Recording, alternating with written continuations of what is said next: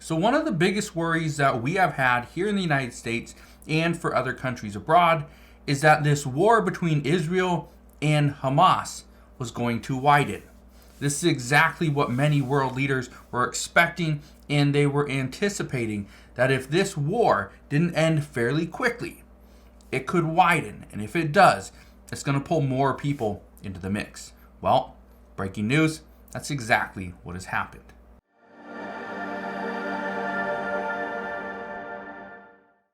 So here's what's going on right now.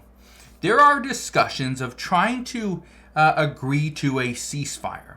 This is between Israel and Hamas, which is going to spare the people of Gaza because they are attempting to get out of the city. However, they're unable to.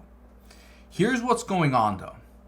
Because of all this destruction of property and of life, people all across the world are asking Israel to stop, to agree to a ceasefire, even if it's just for a few days or potentially a handful of days, but agree to a ceasefire so that the people can get out. Well, this hasn't happened. And because of this not happening in a timely fashion, we are now starting to see protests all around the world. We're seeing some right here in the United States, in New York City, and in Washington, D.C., where people are demanding that President Biden and Congress step up and require Israel to stop the bombing. Now, here's what happened today. Yemen's Houthi rebels, they hijacked an Israeli-linked ship in the Red Sea, and they take 25 crew members hostage. That happened earlier on today. Okay? And included in this 25 crew members, there were nationalities included Bulgarian, Filipino, Mexican, and Ukrainian. However, there was no Israelis on board. The only reason why the Houthi rebels hijacked this ship in the Red Sea was because it is potentially linked to an Israeli billionaire. That's it. Because it is linked to Israel. That's the only reason why. I want to read you the statement from Israel's president, Benjamin Netanyahu. He released a statement earlier on today. He says, hijacked on an Iranian whim by the Houthi militia in Yemen. This is another act of Iranian terrorism which expresses a leap forward in Iran's aggression against the citizens of the free world and creates international implications regarding the security of global shipping lanes. This happened in the Red Sea. Just to give you an idea how important the Red Sea is, the Red Sea is one of the world's busiest shipping lanes. Okay? It's just south of the Suez Canal. You probably remember this from a year or 2 years ago where a ship was stuck in the Suez Canal. And this created billions of dollars in losses because people couldn't get through. Ships could not get through. Okay? It created billions of dollars in losses because this is a major shipping channel. The Red Sea, it gives people a different route, ships a different route, as opposed to them going around, I believe it's called the Cape of Good Hope. Okay? And so this is a major shipping channel. It's a major conduit for Europe and even global trade. Okay? Roughly, I think it's like 10 to 12% of global trade goes through the Red Sea. So that's how important it is. And now we're starting to see that there is a chance we could see Houthi rebels attacking and hijacking ships because they may have some type of link to Israel. They may have stuff coming or going to Israel. That's a huge problem. I want to read you this. This is from Politico. They say Yemen's Houthi rebels seized an Israeli-linked cargo ship in the crucial Red Sea shipping route on Sunday, taking over 24 crew members hostage and raising fears that a regional tension heightened over the Israel-Hamas war were playing out on a new maritime front. We've seen this. We've seen the attacks on land, but now it's starting to happen on the sea. Well, this could get interesting. says the Iran-backed Houthi rebels said they hijacked the ship over its connection to Israel and took the crew as hostages. The group warned that it would continue to target ships in international waters that were linked to or owned by Israelis until this campaign against Gaza's Hamas rulers ends. That was their warning. It says right here, all ships belonging to the Israeli army or that deal with it will become legitimate targets. How do you like that warning? Again, the Houthis are just one Iranian-backed group. There are more. There are more groups. This is what the United States has been warning us about, is that Iran is backing these groups. Iran has money.